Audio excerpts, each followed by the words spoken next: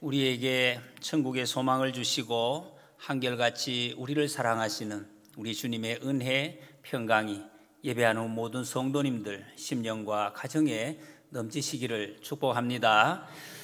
예수님을 믿고 구원받은 하나님의 백성들은 이 땅에서 살아갈 때 천국을 사모하면서 살아가는 사람들입니다. 천국을 사모한다는 것은 그 천국을 잘 준비하는 것을 말합니다. 사람을 인생을 구분하는 여러 이 기준이 있지만 제가 생각하기에는 크게 두 가지로 갈라질 수가 있다고 봅니다. 이미 돌아가신 분과 조만간에 돌아갈 사람들, 이렇게 둘 부류로 나누어질 수 있겠습니다. 여기에 있는 저와 여러분들은 조만간에 돌아갈 사람들입니다. 돌아갈 곳이 있는 사람. 그렇기 때문에 우리는 돌아갈 그날을 준비를 잘 하는 삶을 살아가는 것이 아름다운 삶이고 복된 삶이고 풍성한 삶인 줄 믿습니다. 성경은 사람의 죽음에 대해서 그렇게 좀 멀리하지 않습니다. 세상 사람들은 이 죽음을 잘 말하기를 힘들어 하는데 성경은 수시로 계속해서 우리가 죽을 존재라는 것을 기억하라고 말씀하십니다. 메멘토 모리라는 말을 사람들이 많이 합니다. 로마 시대 때부터 유행된 말인데 죽음을 기억하라는 것입니다. 이 말은 무슨 비관적인 말이 아니라 그렇기 때문에 지금 현재 오늘을 더 복되고 건강하고 아름답게 풍성하게 살아내야 한다는 것을 기억하라는 뜻입니다. 사람이 죽은 후에 그 남아있는 지금 우리들이죠. 살아있는 누군가의 삶에 여러 가지 흔적으로 남게 되어져 있습니다. 어떤 사람들은 남아있는 사람에게 오랫동안 부담을 주고 또 이 해결되지 않는 숙제를 남겨두고 떠나는 사람들도 있습니다. 참 안타까운 삶을 살다가 간 사람이죠. 믿음의 조상으로 불리는 아브라함, 오늘 본문에 나오는데 175세를 이 땅에서 살았습니다.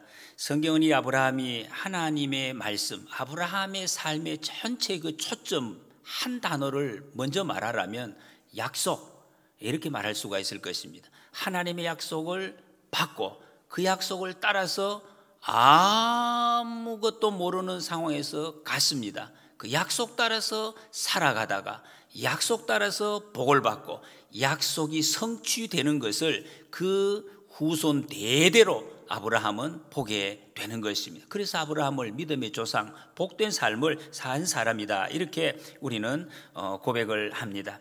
아브라함이 하나님의 인도하심을 따라서 살아갈 때 그 평소에 자기가 이 땅에서 살 때 그 삶을 그냥 영원히 내가 여기 살 것이다, 그렇게 생각하지 않았습니다. 항상 나는 돌아갈 본향, 하늘나라, 천국, 주님이 예비하신 그 땅, 곳이 있다는 것을 알고 살아갔습니다.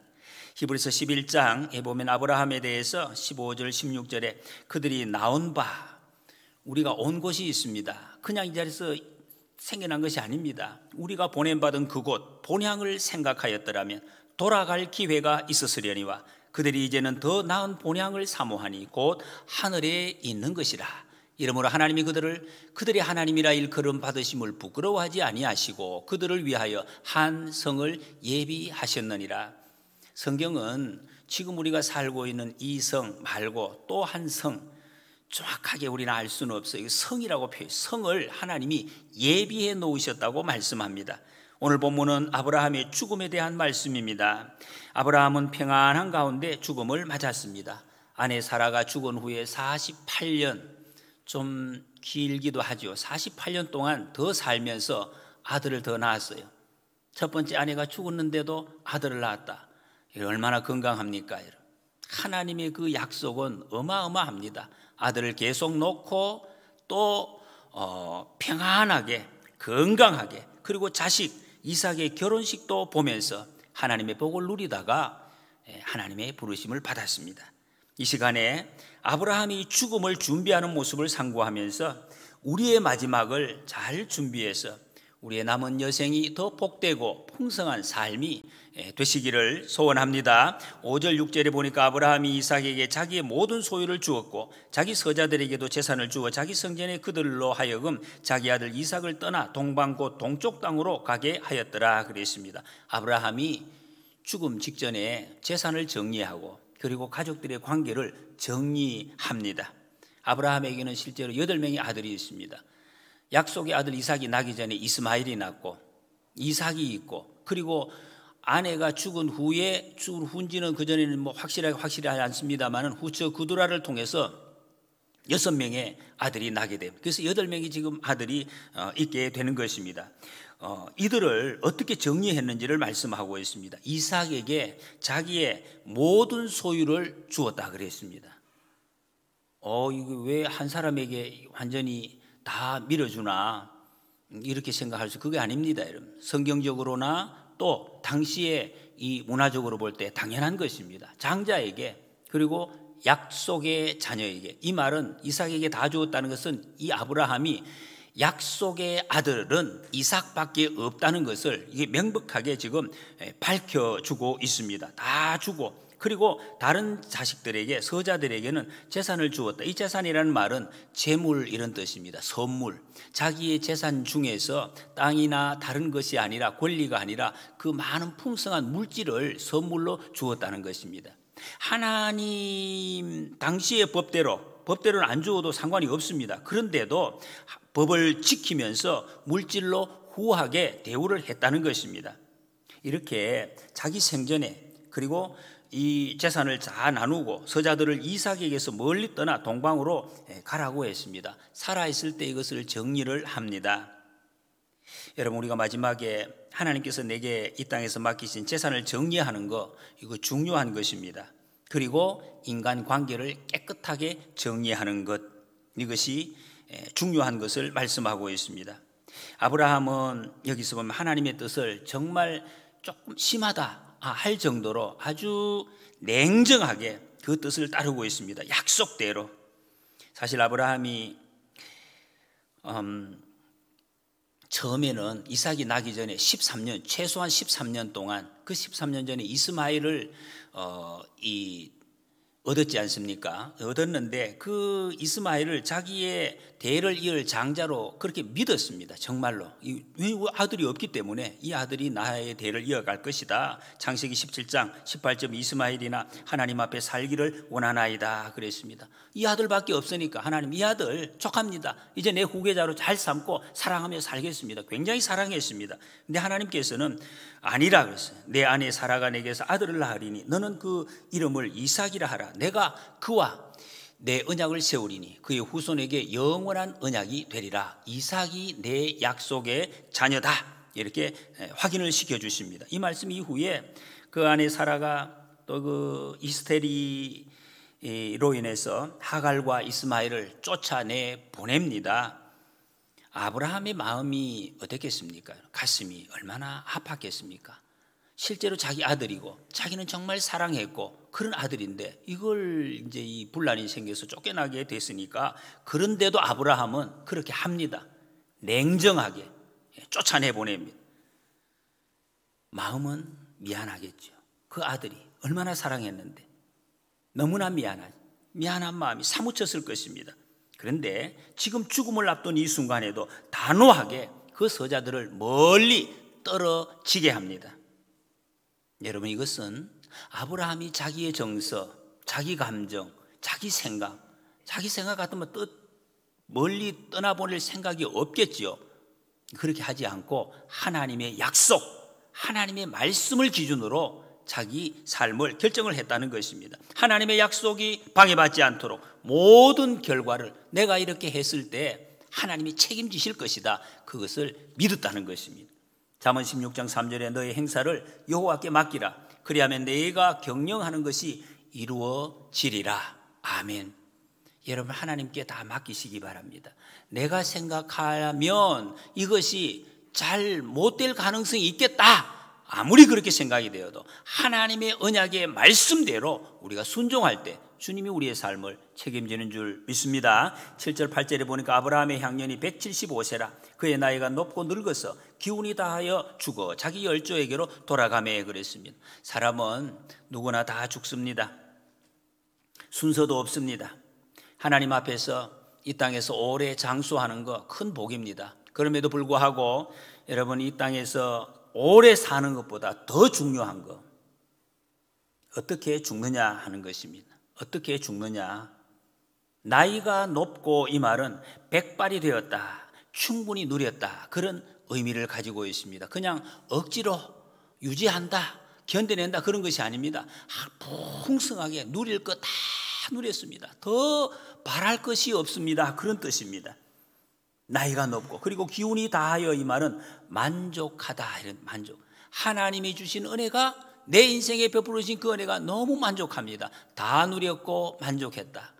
이 얼마나 복된 말씀입니까? 여러분, 이 말씀 속에서 아브라함이 하나님과 동행하는 삶을 일생토록 살아왔다는 것을 볼 수가 있습니다. 하나님이 주신 수완을 다 누렸습니다.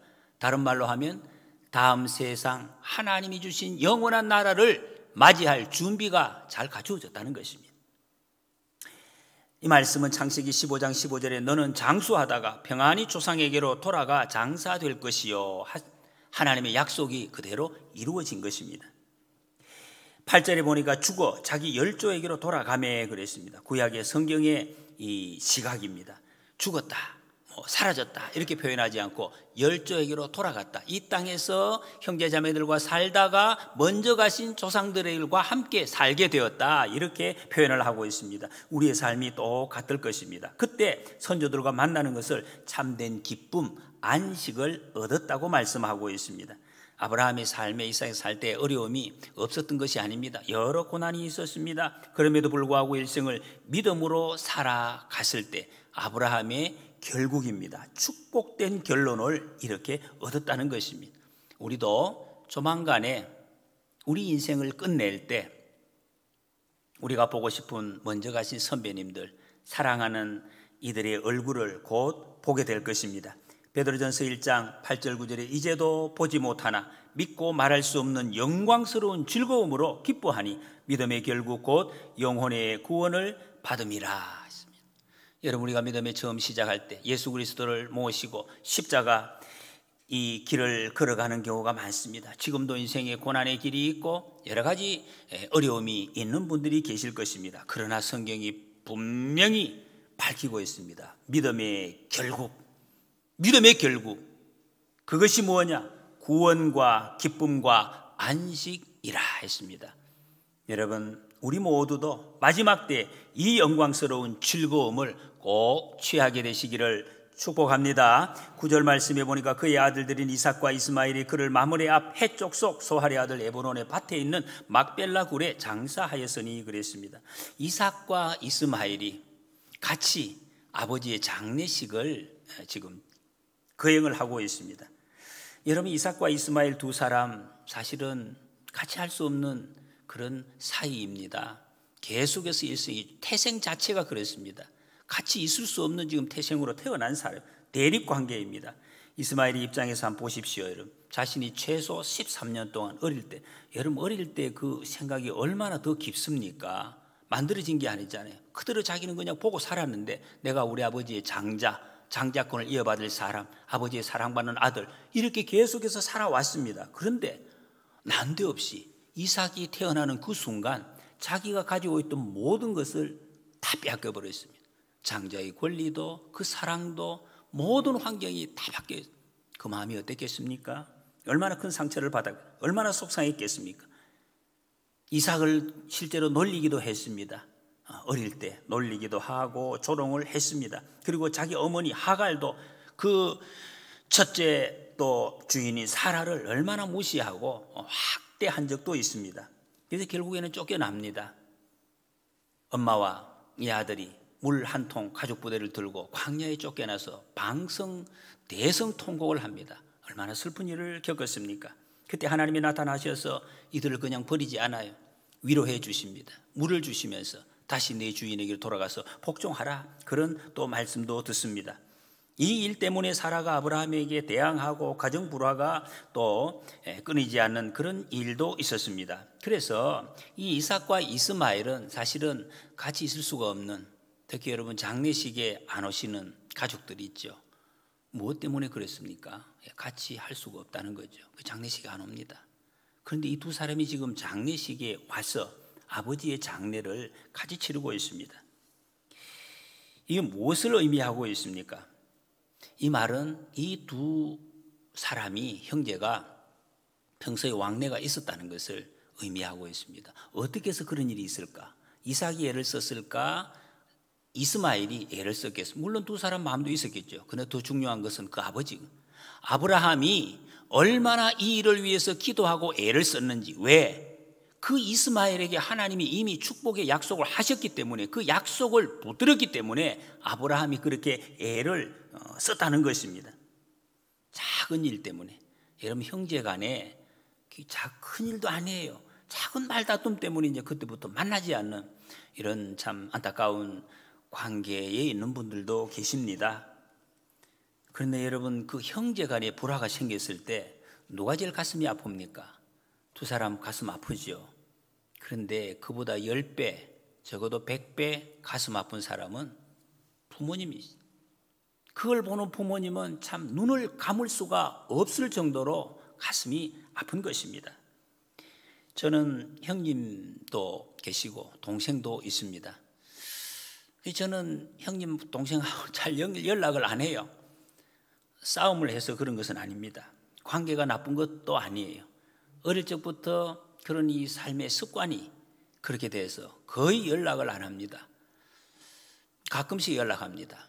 제가 근처에 갈 때, 또 부모님을 뵐 때 연락을 하고, 그냥 그렇게 또 반갑게 잠시 이야기하고, 도움이 있으면 서로 반갑게 살 수 없습니다. 특히 우리 형님이 동생들을 얼마나 물질로나 마음으로 많은 그냥 쏟아붓고 지금까지 많이 애를 써 왔습니다. 그런데 이런 모양을 우리 부모님이 아셔요. 이 형제들이 살갑게 지내지 않는다는 것을, 막 이렇게 만나고 하는 것을 하지 않는다는 것을 아시고, 그게 마음에 굉장히 부담이 되시. 저를 만날 때마다, 틈날 때마다 하시는 말씀이 있어요. 형님하고 동생하고 자주 연락을 해라. 그 말을 이렇게 조심스럽게 하시는데도 굉장히 마음속에 아마 그런, 어떻게 좀 이렇게 잘 안 지내나, 아마 그런 마음이 있으셨던 것 같습니다. 아브라함은 약속의 아들은 분명히 이삭이라는 것, 이거 믿고 있었습니다. 그럼에도 불구하고 그 약속의 울타리 밖에 있는 이스마엘에게도 하나님이 주신 약속이 있다는 것을 기억을 했어요. 여러분, 하나님은 택한 백성이라고 해서 무조건 다 주고 다른 사람을 망하게 하는 그런 하나님이 아닙니다. 일반 은총을 다 누릴 수 있도록 복을 주신다는 것입니다. 창세기 17장 20절에 보면, 내가 그에게 복을 주어 그를 매우 크게 생육하고 번성하게 할지라, 그가 12두령을 낳으리니 내가 그를 큰 나라가 되게 하려니와, 이런 약속을 하셨습니다. 실제로 오늘 본문 말씀 뒤에 보면은 이 말씀이 그대로 이루어지는, 그 이스마엘의 자손이 12두령을, 엄청난 족속을 이루는 것을 볼 수가 있습니다. 이것을 하나님의 약속이기 때문에 믿고 이루어질 것을 기도했을 것입니다. 또 이 사실은 아브라함이 그동안에 걱정했던 모든 염려를 다 잊어버리고 눈을 감을 수가 있었다는 것을 시사합니다. 형제가 불화하는 그 모습을 보고 그 눈 감는 거 얼마나 어렵겠어요. 그런데 그게 아니라는 것입니다. 형제가 화해를 했다는 것입니다. 이거는 정말로 지극히 화평한 마음으로 눈을 감을 수 있었던, 말씀을 따라가다가, 말씀만 따라가다가 결국에는 믿음의 결국, 평안의 결국, 축복의 결국을 맞이한 아브라함의 삶을 보여주고 있습니다. 여러분, 우리 인생이 누가 책임을 집니까? 내가 내 인생을 책임진다고 책임질 수가 있습니까? 연세 우리 드신 분들 경험을 다 했습니다. 내가 책임질 수가 없어요. 질 수 있으면 좋겠는데 누가 책임을 지느냐? 성경이 분명히 밝혀주고 있습니다. 내 인생은 내가 책임지는 것이 아니라 하나님의 약속이 내 인생을 책임지신다. 할렐루야. 이것을 우리는 알아야 돼. 이것을 믿을 때 우리는 약속을 붙들고 살 수가 있는 것입니다. 우리가 믿음의 시초에 갈등이 많이 있습니다. 하나님을 모를 때야 무슨 갈등이 있습니까? 세상대로 흐르는 대로 살아가면 됩니다. 이거 하고 싶으면 하고 말고 싶으면 말고. 그런데 예수님을 믿고 하나님의 말씀이 약속이 내 속에 들어올 때 갈등이 생기는 거예요. 개인적인 갈등도 생기고 가족 안에서도 갈등도 생기고 삶의 직장에서도 갈등이 생길 수가 있습니다. 그러나 이 말씀을 붙들고 우리가 고백한 대로 이 말씀 따라 한 걸음 한 걸음 나아가다가 보면 하나님께서 내 마음의 갈등도 해결해 주시고 가정의 모든 갈등도 해결해 주시고 환경의 모든 문제도 다 해결해 주시고, 그래서 믿음의 결국은 평강으로 축복으로 풍성한 생명의 길로 하나님이 반드시 인도해 주신다고 약속을 하셨습니다. 여러분, 이 말씀을 우리가 잘 기억해야 해요. 그래서 여러분, 지금 혹시도 아직까지 갈등을 겪고 계시는 분, 예수님 믿는 것 때문에 이 물질적인 갈등을 겪는 분이 많아요. 예수님 믿는데 내가 이 물질을 어떻게 해야 되나? 주님께 다 맡기십시오. 주님이 다 해결해 주십니다. 주님이 우리의 삶을, 내 인생을 책임지시는 분이 하나님이십니다. 변화시켜 주신다는 효도의 문제, 사랑의 문제, 모든 것을 해결해 주십니다. 여러분, 예수님 안에서 우리 마음의 갈등과 가족 간의 갈등, 삶의 모든 문제가 다 해결이 되고 사라지는 이 평강의 축복을 누리시기를 소원합니다. 9절 말씀에 보면 그를 마므레 앞 해쪽 속 소할의 아들 에브론의 밭에 있는 막벨라 굴에 장사하였으니 그랬습니다. 이 막벨라 굴은 아브라함이 자기 아내가 사레가 127세로 죽었을 때, 그때 그 동네에 있던 해쪽 속에게서 은 400세겔을 주고 산 땅입니다. 결국에는 그곳에 자기도 아내와 합장을 이제 하게 되는 것입니다. 여러분, 우리 인간의 영혼이 땅에 들어가서 머물지 않는다고 성경이 말씀하고 있습니다. 그 무덤하고 우리 영혼하고 관계는 없어요. 그런데 그 무덤이 의미가 있는 것은 내가 죽은 후에 후손들에게 의미가 있다는 것입니다. 부부가 따로 멀리 떨어져서 이렇게 있는 거하고 합장을 하는 거, 이게 이제 자녀들이 보기에 다르다는 거죠. 여러분, 부부가 자 합장을 하시기 바랍니다. 합장, 같이 같은 곳에 묻히는 거, 이게 지금 성경에 나오고 있습니다. 왜 아브라함이 장지를 미리 준비했겠습니까? 여러분, 우리는 장지를 어디에다가 준비를 합니까? 우리나라 사람들이 선산, 이 선산은 주로 우리 고향하고 관계가 있습니다. 고향 주변에 자기 고향이에요. 죽으면 나는 고향으로 가야겠다 이런 생각을, 여기가 고향이신 분은 몰라도 또 아니면 또 그걸 또 일부러 차에 이제 이렇게 운구를 해서 가는 경우도 있습니다. 아브라함의 고향은 갈대아 우르입니다. 지금 가나안 땅은 거의 1000km, 1500km 이상 떨어진 곳이에요. 아브라함은 지금 여기서 왜 이 땅을 준비했겠습니까? 하나님의 약속을, 하나님의 언약을 기억했기 때문입니다. 그것을 붙잡았기 때문에. 아니면 고민했겠죠. 내가 어디에 묻혀야 되는가? 에브론 땅은 아브라함이 당시에 살고 있던 그 땅 근방이었습니다.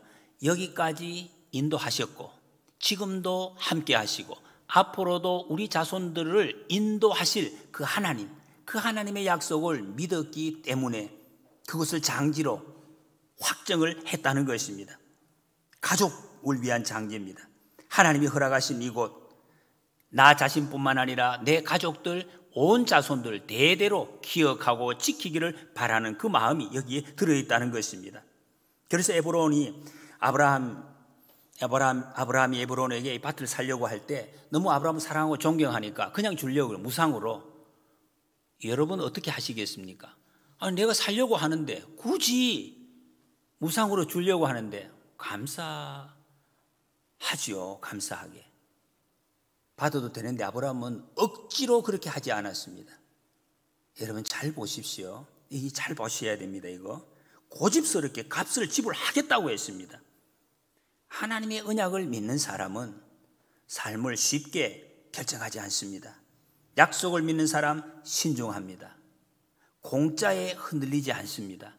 여러분 세상에 쉽게 공짜 너무 이렇게 흔들리는 거 우리 믿음의 사람으로서 상당히 위험한 일일 수 있습니다. 분명한 것은 이 미리 준비한 이곳에 전할 메시지를 생각을 했다는 것입니다. 하나님의 약속이 함께하는 내 삶, 하나님의 약속이 함께한 나의 죽음, 이것을 후손들에게 분명하게 보여주는 그 장지가 되게 했다는 것입니다. 후손들이 지켜갈 믿음과 하나님이 인도하시는 그곳, 그것이 바로 이곳이다 하는 것을 후손들이 생각할 수 있도록, 여러분, 우리의 약속의 땅이 어디입니까? 여러분들의 약속의 땅, 지금 이곳, 우리가 살고 있는 이곳, 사역하는 이곳, 은혜 받고 있는 이곳, 이 땅이 아니겠습니까? 여러분, 어느 곳에 묻히실 예정입니까? 저는 이 대천에 온 지 6년 정도 지났습니다. 어떻게 오게 되는지 지금 생각해도 참 해석이 안 됩니다. 기가 막힌, 정말 처음 왔을 때 너무나 생소했습니다. 길과 모습들, 사람들. 지금은 모든 사람과 모든 땅이 너무 아름답게 보이지는 않습니다. 아직도 이게 굉장히 어색한 점이 있습니다. 그런데 아주 친숙해지고 익숙해졌습니다. 하나님께서 이런 사람, 하루하루 지날 때마다 이런 사람, 이런 환경, 이 일을 예비해 놓으셨구나, 그거 하나는 확실합니다. 계속해서 새로운 모습들, 새로운 하나님의 그 은혜의 손길들을 계속 경험하게 하십니다. 좋은 것이 많이 보입니다. 아마 하나님께서 갈수록 더 풍성하게 아름답게 제 삶을 인도해 주실 줄을 저는 믿습니다. 여러분, 우리 묘지를 어디에다가 준비해야 되겠습니까? 세상 사람들은 명당, 그 환경이 좋고 넓은 곳, 풍수지리설을 따라서 그런 이야기를 합니다. 우리는 우리의 묘지를 하나님의 약속과 믿음을 전수할 수 있는 그런 자리로 택해야 될 것입니다. 여러분, 우리는 죽음의 순간뿐만 아니라 죽은 후의 일을 또 준비해야 될 것을 말씀하고 있습니다. 흔히 어떤 사람은 내가 죽은데, 죽음이 끝인데 내가 죽는데 뭘 더 이상 하느냐, 그게 아니지. 죽고 나서 남기는 게 있습니다. 히브리서 11장의 말씀처럼 그가 죽었으나 지금도 말하느니라. 여러분, 그것이 가족과 가문의 태도로 이어지고 굳어질 수가 있습니다. 세월이 흘러서 이삭이 막벨라 굴을 소중하게 준비하던 그 아버지, 지난 날을 분명히 기억했을 것입니다.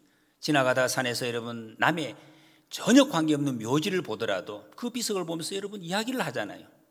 이 사람이 이런 사람이었구나. 아버지가 믿고 아버지가 신뢰했던 그 하나님에 대해서 깊은 생각, 많은 생각을 했을 것입니다. 그 무덤이 단지 시신이 묻힌 곳이 아니라 신앙의 유산을 생각하고 기억하는 특별한 공간이 되더라는 것입니다. 여러분, 매장을 하든 수목장을 하든 화장을 하든 묘지는 명당이 중요한 것이 아니라 고인의 지난 삶과 그 가운데 함께 하신 하나님을 떠올리게 하는 그런 곳이 중요한 땅입니다. 그 준비가 무덤이 되었든지 어떤 다른 것이 되었든지 후손들에게 삶의 방향을 제시하고 또 지속적으로 기억하게 하는 그런 것으로 우리는 준비해야 될 것을 성경이 말씀하고 있습니다. 여러분, 무덤에 묻혔을 때 내 비석에 새겨질 비문 생각해 보셨습니까? 내가 가장 소중히 여기고 일생 살아왔던, 붙들고 살았던 그 말씀 구절, 내가 사랑하며 가슴으로 불렀던 찬송 있으십니까? 11절 말씀에 아브라함이 죽은 후에 하나님이 그의 아들 이삭에게 복을 주셨고 이삭은 부엘라헤로이 근처에 거주하였더라 했습니다. 여러분, 우리는 아버지가 받은 복, 부모가 받은 복을 자녀도 받기를 소원합니다. 이 아브라함이 받은 복 제1번이 무엇입니까? 땅, 재산, 무엇이겠습니까? 바로 믿음 아닙니까? 믿음의 조상, 믿음. 아브라함이 그 붙들었던 믿음. 우리는 어떻게 이 믿음을 자녀들에게 전수할 수 있습니까? 입으로 가르칠 수가 있습니까? 물질로 이걸 사서 전달할 수가 있겠습니까? 아브라함이 죽을 때 이삭이 나이가 75세, 손자 야곱과 에서가 15살이었습니다. 아들들이 화해하고 손자들이 커가는 그 모습을 보면서 아브라함에게 주셨던 하나님의 약속이 어떻게 진행되고 있는 것을 아브라함은 이미 보았을 것입니다. 하나님의 약속이 이렇게 이루어지고 있구나, 그것을 믿음으로 바라보면서 아브라함은 돌아갔습니다. 아브라함의 삶은 한마디로 정리하면 하나님의 약속 그리고 그 믿음, 성취의 삶이었다고 할 수가 있습니다. 약속을 따라서 갔고 믿음으로 살아갔고 그 약속이 아브라함의 삶에 성취되었고 계속해서 성취되었습니다. 우리가 바로 가야 할 길입니다. 여러분, 죽음을 준비하는 삶이 바로 무슨 비극적이고 어두운 것이 아니라 바로 오늘 이 시간 남아있는 우리의 인생을 정말 지혜롭고 복되게 사는 그 방법인 것을 성경이 말씀하십니다. 아브라함처럼 우리는 예수님 안에서 그 약속을 따라서 믿음으로 살아가시는 우리가 되시기를 소원합니다. 그래서 아브라함처럼 점점 구원이 완성되고 모든 갈등이 해결되고 충분한 만족과 평안을 누리시기를 소원합니다. 그리고 정말 우리 인생 마무리할 때 그 시점에 마지막 때를 잘 준비해서 그 약속의 성취를 우리 눈으로 바라보고 주님 나라에 이르시고 우리 자녀손 천대까지 하늘의 축복을 누리는 복된 가문을 이루시기를 축복합니다.